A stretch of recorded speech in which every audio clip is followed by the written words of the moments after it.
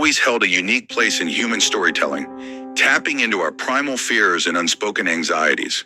From ancient folklore to modern cinema, the genre has evolved significantly, but its core function remains the same: to terrify, to disturb, and to provoke deep psychological responses. Among the pantheon of horror icons, from Dracula to Freddy Krueger to Sadako, few modern creations have inspired as much dread and fascination as Annabelle, the sinister doll featured in the Conjuring universe. Though seemingly innocuous in appearance, Annabelle has become a symbol of supernatural evil, sparking fear in audiences worldwide. But why?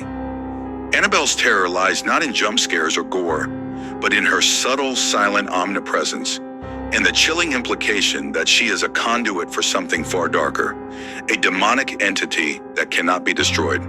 What makes her truly terrifying is the multi-layered blend of psychological manipulation, religious horror, and real-world folklore that surrounds her. Unlike many horror antagonists that rely on visual brutality, Annabelle works in the shadows, amplifying the fear of the unseen and the unknown. Her face remains frozen, her posture passive, yet her mere presence corrupts, manipulates, and ultimately possesses. At the center of Annabelle's horror is the belief in demonic possession and cursed objects, ideas rooted in both theological doctrine and centuries-old superstition. In a world increasingly driven by logic and science, stories like Annabelle's remind us of our vulnerability to forces we cannot explain. Her backstory is said to be based on true events, derived from the infamous case files of demonologists Ed and Lorraine Warren. The real-life existence of a haunted doll locked away in a glass case, blessed regularly by a priest, only adds a layer of authenticity that fuels the mythos and intensifies the fear. This video seeks to unravel why Annabelle is arguably the scariest demon in modern horror, looking beyond her physical form to examine what she represents. Through an analysis of her cinematic presence, religious and symbolic connections, psychological impact, and cultural legacy, we will uncover what lies beneath her porcelain face and why she continues to haunt our collective nightmares. By examining both her fictional evolution and her real-world inspiration, we'll explore how Annabelle bridges the gap between myth and reality. What makes her unique is not just her demonic power, but how she taps into humanity's most sacred fears: loss of control, spiritual corruption, and the violation of safety within the home. These layers of fear combine to make Annabelle not just a horror movie character, but a modern myth, echoing age-old fears in a contemporary form. While the cinematic version of Annabelle is a terrifying porcelain doll with malevolent intentions, her roots lie in a far more understated but equally unsettling reality. The real Annabelle doll is not a porcelain figure at all, but a Raggedy Ann cloth doll, now housed in a glass case in the Warren Occult Museum in Monroe, Connecticut. Despite the stark contrast in appearance, the legend surrounding this doll is chilling enough to have inspired not just one, but an entire series of horror films. Understanding the true story behind Annabelle helps explain why she is so disturbing. Because her story exists not only in fiction, but also in real-world paranormal folklore. The legend of Annabelle begins in 1970, when a young nursing student named Donna received the doll as a gift from her mother. At first, Annabelle seemed like a harmless, if not slightly childish decoration. But it wasn't long before Donna and her roommate Angie began noticing strange occurrences. The doll appeared to move on its own, changing positions or even rooms while the women were away. Notes reading, "Help us," were allegedly found on parchment paper, even though neither woman kept that kind of paper in the apartment. Eventually, the doll's movements became more aggressive, and a male friend, Lou, claimed he was attacked by an invisible force after confronting the doll. He woke up with deep scratch marks across his chest. Disturbed, the roommates contacted a medium, who told them the doll was inhabited by the spirit of a young girl named Annabelle Higgins, who had died on the property. According to the medium, the girl's spirit felt safe with Donna and Angie and wanted to stay with them.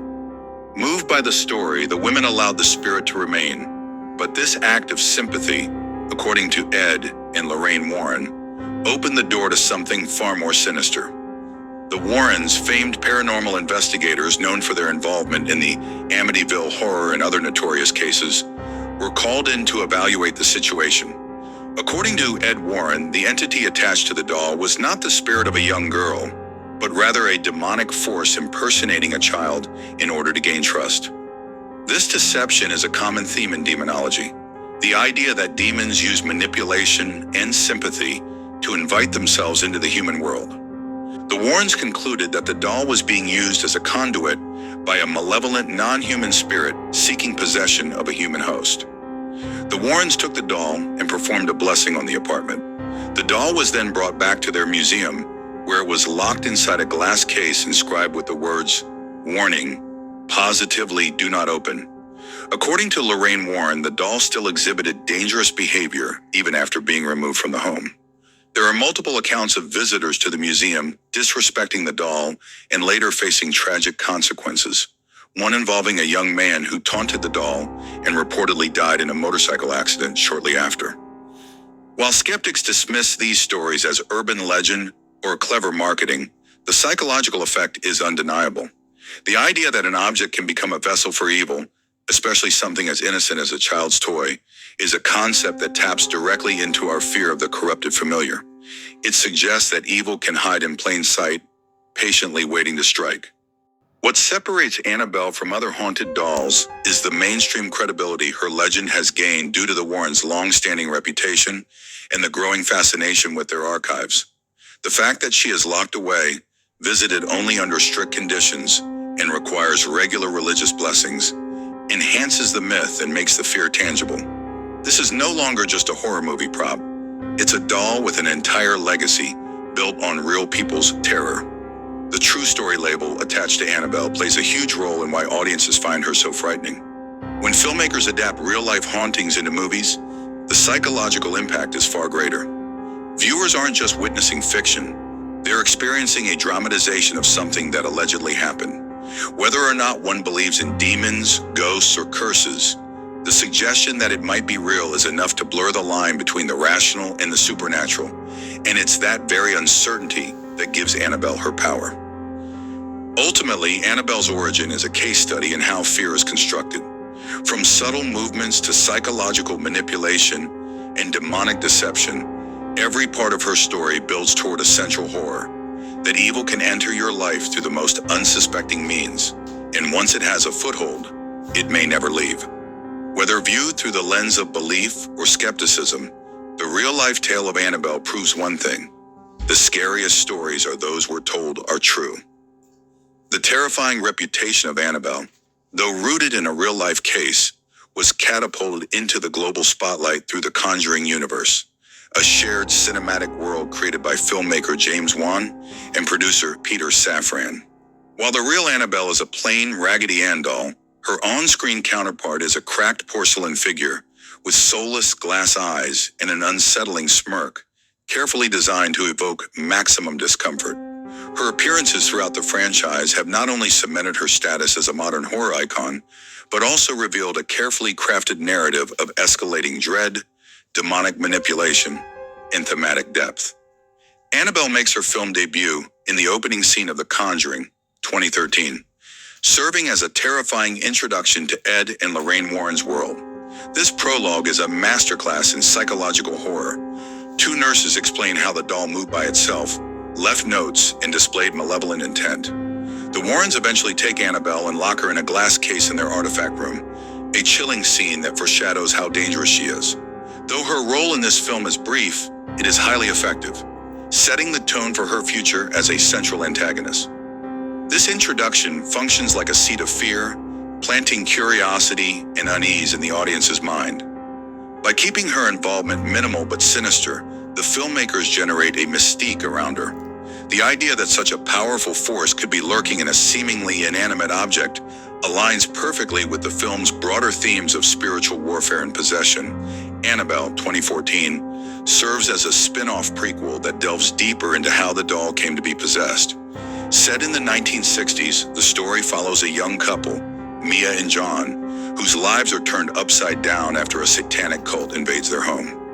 During the attack, a cultist dies holding the doll, and from that moment onward, strange occurrences begin. The film establishes the transference of evil, that the doll becomes a conduit for a demonic entity named Malthus. What makes this film particularly unsettling is its quiet pacing and sense of domestic invasion. The demon doesn't just haunt Mia, it manipulates her perception, isolates her emotionally, and preys on her unborn child. The horror unfolds in a disturbingly intimate way. The audience sees the demonic presence operate not with brute force, but through psychological torment and suggestive fear. Scenes such as the elevator that refuses to close, the dark basement encounter, and the levitating baby carriage all emphasize that the true terror isn't the doll itself, but the malevolent force behind it, Annabelle. Creation is arguably the most chilling installment of the series. Set in the 1950s, the film serves as a prequel to the prequel, showing how the doll first became a vessel for evil. The story centers on a doll maker named Samuel Mullins and his wife Esther, who lose their daughter, Annabelle B. Mullins, in a tragic accident. Grieving, they pray to any power that would let them see their daughter again. A plea that is answered, but not by their daughter. Instead, a demonic entity takes the form of their child and eventually possesses one of the doll maker's creations. This film is terrifying, not only for its scares, but for its deeper religious and philosophical implications. It explores grief, guilt, and the danger of inviting unknown forces into one's life. The horror here is multi-layered. We see physical possession, manipulation of innocence, and the slow erosion of sanity among the orphans who later inhabit the house. The demon that possesses the doll is given more personality and terrifying physical manifestations. A horned, shadowy figure who appears as a twisted echo of the girl's spirit. Annabelle, creation also solidifies a disturbing rule of the franchise. The demon does not want the doll, it wants a soul. The doll is merely a lure, a Trojan horse that brings darkness into a home. This concept elevates the horror from being object-based to existential. The demon doesn't just scare, it consumes. In Annabelle Comes Home, the setting shifts to the Warren household itself. The film follows the couple's daughter Judy and a group of teenagers who inadvertently unleash Annabelle by opening her protective case. Once free, Annabelle acts as a beacon for other spirits, unleashing a night of terror by activating cursed artifacts stored in the Warrens' collection. This film reinforces the idea that Annabelle is a catalyst for chaos. She doesn't need to move or speak. Her mere presence destabilizes reality. By unlocking other haunted objects, she becomes a kind of demonic amplifier, drawing lost souls, vengeful ghosts, and cursed energies into one horrific vortex. Her role becomes more symbolic here. She is the queen of evil, orchestrating terror without ever lifting a finger. The film also builds empathy through Judy Warren's character, who is bullied at school and feels isolated. This emotional subplot makes the threat to her feel more personal and urgent. The demon's attacks, such as conjuring terrifying hallucinations and manipulating the environment, heighten the psychological tension. Across all her appearances, Annabelle never speaks, never walks, never runs. Unlike other horror antagonists that actively chase or hunt, she remains still, yet her aura spreads like a contagion. This taps into a specific psychological horror known as the uncanny valley, where familiar objects appear subtly wrong and evoke unease. Annabelle's blank stare, weathered features, and childlike design create a contradiction between innocence and evil, a theme that unnerves viewers on a subconscious level. The directors and writers use her stillness as a weapon, leveraging silence, long takes, and shadows to build anticipation. Fear is often drawn from what the camera doesn't show: a creaking door, a flickering light, or a shape in the corner of the frame. Annabelle doesn't act directly because she doesn't need to. The demon that controls her attacks minds, souls, and environments. This restraint makes her more terrifying than even the most aggressive slasher villain. Finally, Annabelle's horror transcends the screen. From marketing campaigns that featured real-life cursed screenings to audience members fainting in theaters, her presence has had real-world psychological effects. People report nightmares, spiritual anxiety, and an eerie fear of dolls after watching her films. This reaction isn't accidental, It's the result of careful storytelling, realistic lore, and religious imagery that lingers long after the credits roll. Annabelle's journey through the Conjuring universe showcases her evolution from a creepy prop to a fully realized force of evil. Through meticulous direction, grounded lore, and deep psychological symbolism, the films show that she is not simply a haunted doll, but a gateway to hellish torment. Her presence in each movie amplifies tension and unearths deeper fears. The collapse of reality, the manipulation of innocence, and the unstoppable force of demonic will. By embedding her in different settings, from quiet homes to sacred artifact rooms, the filmmakers demonstrate that no place is safe and no one is immune. Annabelle is not just a villain. She is a phenomenon. A monster made not of flesh and blood, but of belief, suggestion, and fear itself.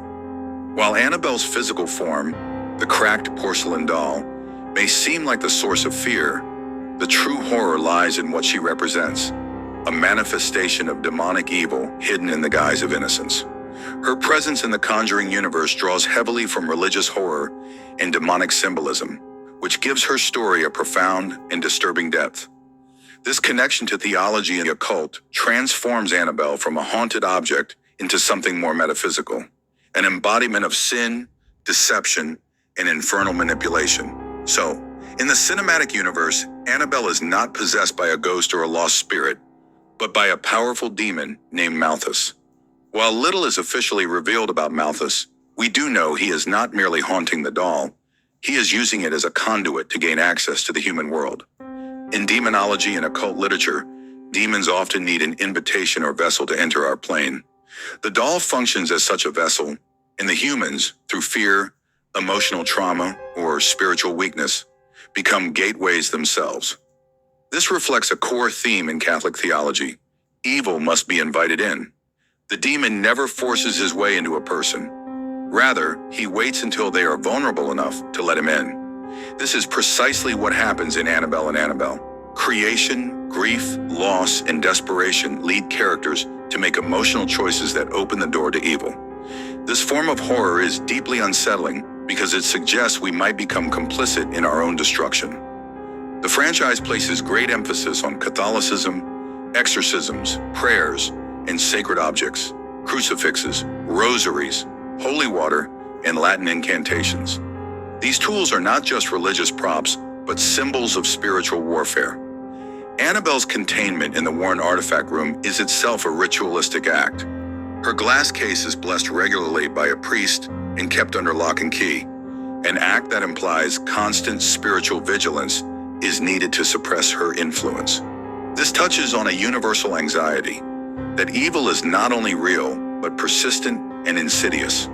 The battle between good and evil is not a one-time conflict. It is ongoing, and evil, like the demon in Annabelle, is always seeking to return. Moreover, this religious framing gives the horror a moral framework. Unlike slashers or gore-based horror where violence is physical and arbitrary, Annabelle's terror is spiritual and moral. It tests human faith, family bonds, and personal guilt. The scariest scenes often occur when prayers fail or when holy objects are rendered powerless. In Annabelle Comes Home, the museum room full of cursed items, each protected by religious blessings, shows how fragile that barrier is. If even one artifact is disturbed, evil floods out. This concept reinforces the idea that divine protection is real, but not absolute. Human error or spiritual weakness can let darkness in. Annabelle's symbolism is also steeped in biblical allegory, particularly in the idea of the wolf in sheep's clothing. The doll, designed to look sweet and childlike, is the last thing we expect to be evil. This inversion of expectations, something traditionally associated with innocence, a toy, a child's comfort item, being the source of evil, is horrifying because it violates the natural order. In many ways, Annabelle mirrors the figure of the false prophet, an innocent-seeming figure that masks demonic deception. This concept is also echoed in her effect on children. In multiple films, the demon tries to possess or influence a child. Janice and Annabelle, Creation, Judy and Annabelle Comes Home. Children, often seen as symbols of purity, are more spiritually vulnerable, and the demon exploits this.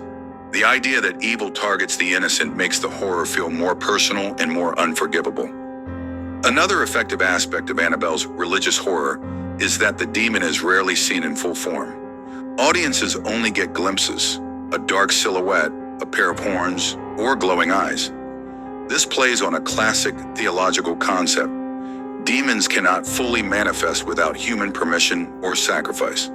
This partial visibility reinforces the cosmic horror idea that there are entities far beyond human understanding, beings that cannot be fully seen, explained, or defeated. This is where Annabelle's terror aligns with Lovecraftian horror, though framed through a Catholic lens. The unseen is always more terrifying than the seen. The horror isn't in gore or violence, but in the sense that something deeply wrong, ancient, intelligent, is watching and waiting. The more you acknowledge it, the stronger it becomes. What makes religious horror particularly disturbing is that it affects both the mind and the soul. Unlike zombies or serial killers, demonic forces don't just aim to harm the body, they aim to destroy the spirit.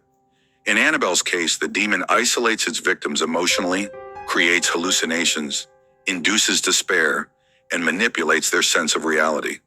This is spiritual warfare of the highest order, deception, guilt, temptation, and fear all woven together to erode a person's identity. This taps into something deeper than fear. It triggers existential dread. What if we are not in control of our lives? What if evil exists regardless of belief? And worse, what if we are powerless to stop it once it enters? Annabelle is not just a haunted doll. She is the personification of demonic temptation, spiritual vulnerability, and the corruption of innocence.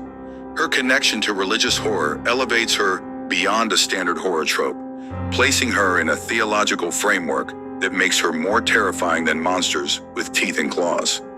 She doesn't hunt her victims in the traditional sense. She waits, watches, and manipulates their faith and perception, drawing them deeper into despair until they willingly open the door.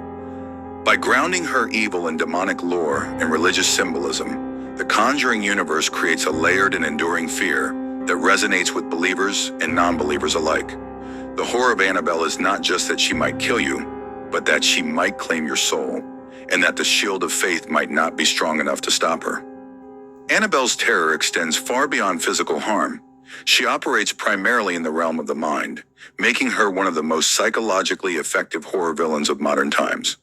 While many horror icons rely on grotesque visuals or physical violence, Annabelle is a master of suggestion, dread, and atmosphere. Her stillness is deceptive. She doesn't scream or move on her own, but her presence alone is enough to unravel a person's sanity. At the core of Annabelle's psychological power is the fear of the unseen.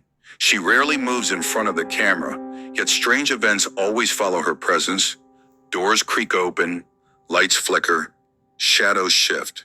This leverages one of the most primal fears known to humans, the fear of the unknown. Our brains are wired to identify patterns and explanations. When faced with phenomena we cannot logically explain, our sense of safety collapses. In many scenes, characters are left wondering if what they saw or heard was real. The doubt creeps in. Did the doll actually move? Did I hear a voice? The slow erosion of trust in one's own perception is a hallmark of psychological horror. Annabelle becomes a mirror of the mind's instability, an external symbol of internal disintegration. Dolls are typically associated with childhood, innocence, and comfort. By turning that symbol into something malevolent, Annabelle exploits our emotional wiring. This is especially disturbing for adults who see in her not just a cursed object, but a violation of something pure and safe. This inversion triggers discomfort at a subconscious level. Moreover, the doll's appearance, deliberately aged, cracked, and worn, acts as a visual metaphor for corrupted innocence. She is a decaying version of childhood, suggesting that evil can infect even the most sacred or protected parts of our lives. For many viewers, this raises deeper fears. What if the things we trust the most, our homes, our children's toys, our faith, turn against us? Annabelle's victims are not just scared, they are trapped. The films repeatedly place characters in situations where escape is impossible. Elevators won't close, doors are locked from the inside, and shadows block exits. These moments simulate claustrophobia and powerlessness, making viewers feel that there is no way out. Psychologically, this taps into the fear of losing control. It's not just that something bad is happening, it's that nothing you do seems to make a difference. Annabelle cannot be reasoned with, stopped, or even fully understood. She is a faceless antagonist, and that ambiguity only deepens the dread. This helplessness is also emotional. Characters often suffer in silence because no one believes them. They question their sanity, withdraw from loved ones, and are forced to face the terror alone. This isolation, both physical and emotional, is a psychological weapon that Annabelle uses ruthlessly. Annabelle doesn't rush. Her horror is built slowly, methodically. The directors behind her films use long takes, silence, and subtle sound cues to build unease. You wait for something to happen, and sometimes it doesn't. Yet the tension continues to rise. This approach keeps the viewer in a constant state of anxiety. For example, in Annabelle, Creation, the scenes where Janice explores the locked room or where the wheelchair is mysteriously moved are filled with anticipatory fear. This slow burn technique, as opposed to constant jump scares, is more psychologically disturbing because it conditions the audience to feel unsafe, even in stillness. The horror is not in the event, but in the expectation of the event. Annabelle's demonic influence often leads to hallucinations or warped perceptions.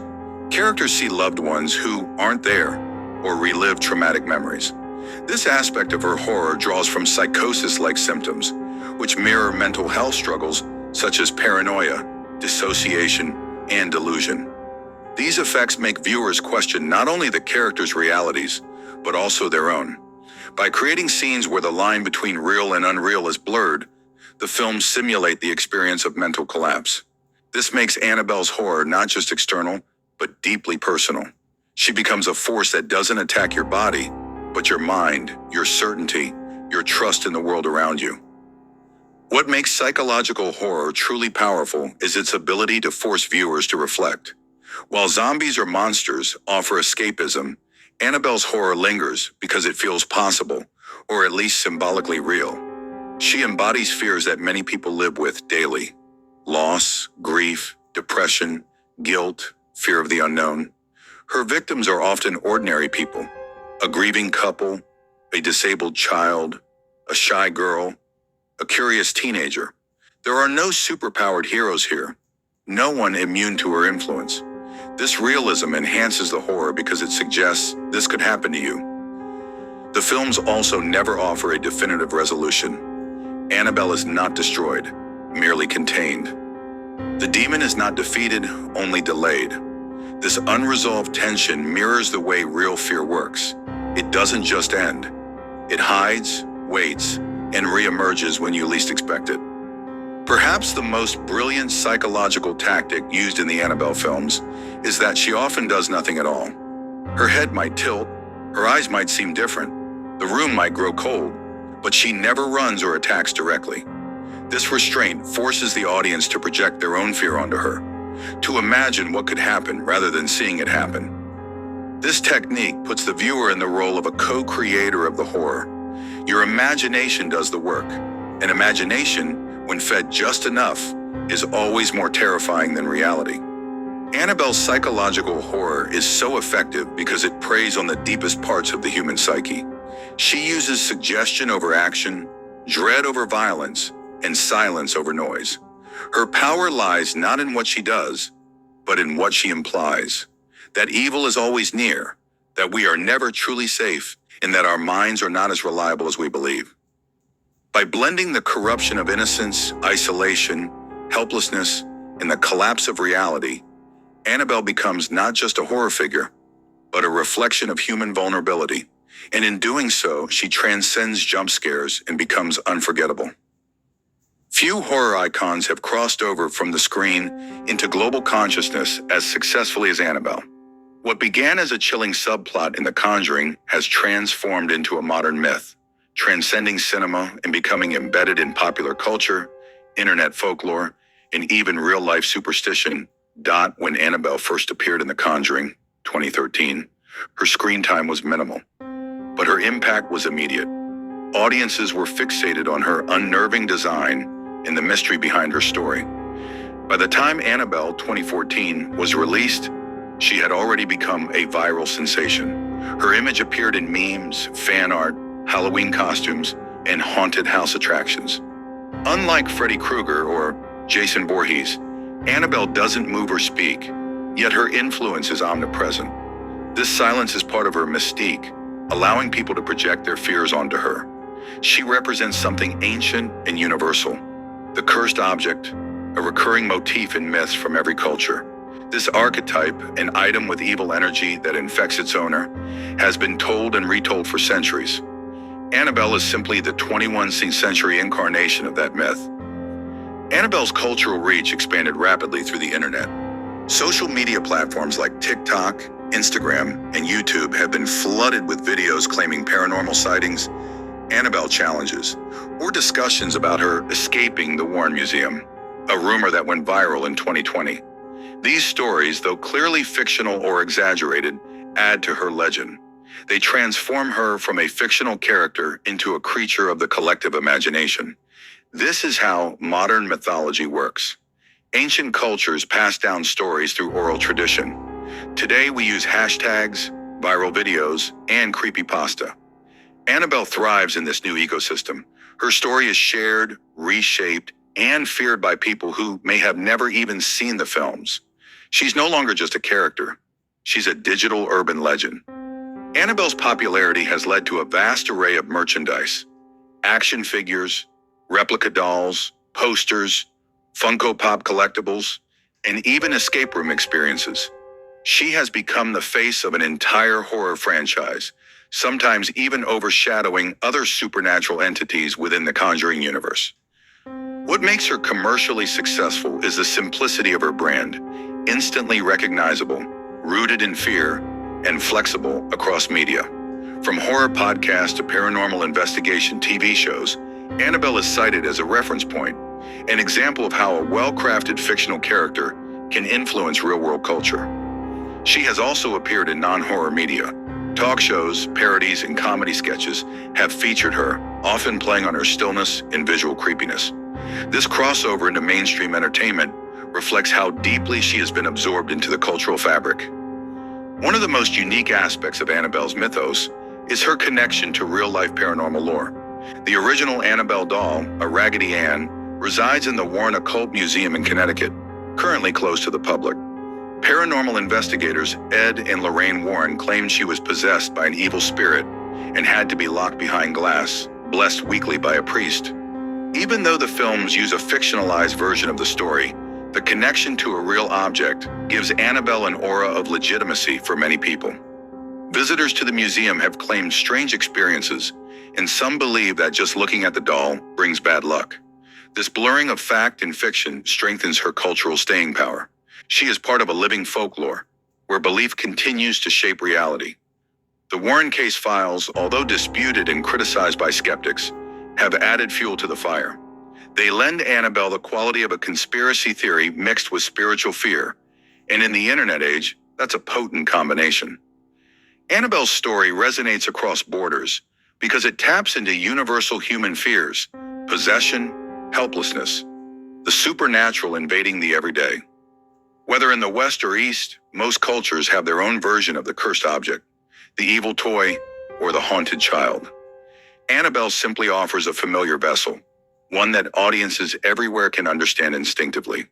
In countries like India, Japan, Brazil, and the Philippines, Annabelle-themed attractions, fan theories, and spiritual warnings have taken root. Some churches and temples have even used her story to warn believers about spiritual carelessness or the dangers of opening doors to dark forces. This religious crossover mirrors older mythic traditions where cautionary tales were used to teach morality and fear of the unknown. Beyond the supernatural, Annabelle also functions as a symbol of repressed fear and trauma. She appears most powerfully in environments where people are emotionally vulnerable, grieving mothers, lonely children, insecure teenagers. As such, she becomes a metaphor for mental fragility, anxiety, and spiritual emptiness. Her stillness and silence mirror the things we don't talk about, the trauma we don't confront. This deeper symbolic layer gives her enduring relevance. She is not just scary, she is meaningful. People project onto her their fears of abandonment, corruption, and existential helplessness. That's what keeps her alive in culture. She reflects what we fear in ourselves and our world. Annabelle has transcended her role as a horror movie prop to become a modern mythological figure, shaped by pop culture, internet folklore, and spiritual superstition. Her story is retold and reshaped by every generation of fans, skeptics, and believers. In this way, she joins the ranks of other legendary horror figures, not as a slasher villain, but as a silent, watching force, ever present in our collective imagination. Her cultural impact proves that the most frightening monsters are not always loud or violent. Sometimes all it takes is a doll with an empty smile, a cracked face, and a silence that stretches across the screen and into our dreams. Annabelle's enduring terror transcends mere cinematic scares. She embodies a confluence of psychological dread, cultural symbolism, and real-world folklore that cements her status as one of horror's most chilling figures. Unlike overtly violent antagonists, Annabelle's menace lies in her subtlety. She doesn't chase victims, but instead infiltrates their minds, homes, and beliefs, making her horror deeply personal and pervasive. Annabelle's horror is rooted in psychological manipulation. She exploits fundamental human fears, the loss of control, the corruption of innocence, and the invasion of the familiar by the unknown. Her victims often experience isolation, helplessness, and distorted reality, leading audiences to question their own perceptions and safety. This psychological torment resonates with viewers, as it mirrors real-life anxieties and the fragility of perceived security. The doll's form, a child's toy, contrasts starkly with her malevolent nature. This juxtaposition disturbs expectations and symbolizes corrupted innocence, reflecting societal fears about the loss of purity and the perversion of the familiar. Annabelle's presence turns everyday objects into sources of fear, challenging the notion that certain aspects of life are inherently safe or pure. Annabelle taps into universal themes found in global folklore: cursed objects, possession, and haunted spaces. Her story aligns with these themes, making her horror universally relatable and enduring. The real Annabelle doll, a Raggedy Ann, resides in the Warrens Occult Museum. According to Ed and Lorraine Warren, the doll was involved in a series of disturbing events in the 1970s, including unexplained movements and violent incidents. These accounts contribute to her legend, suggesting a tangible basis for the horror depicted in films. Annabelle's influence extends beyond her films. She appears in other media, such as Aquaman and Shazam, showcasing her cultural penetration. Her likeness is used in various products, from collectibles to costumes. The real Annabelle doll is featured in events like the San Antonio Psychic Spirit Fest, where attendees can view the doll and hear about its history. These integrations reinforce her presence in the public consciousness, blurring the lines between fiction and reality. Annabelle embodies contemporary anxieties, distrust in the familiar, questioning reality, and loss of control. Her narratives often involve family disintegration, religious doubt, and psychological trauma, mirroring societal concerns about the stability of foundational institutions and the long-term effects of psychological distress. These themes resonate in an age where people grapple with uncertainties and the erosion of traditional safeguards. Annabelle's horror is multifaceted: psychological, cultural, real-world, and symbolic. Her enduring presence in media and culture underscores her effectiveness as a horror figure.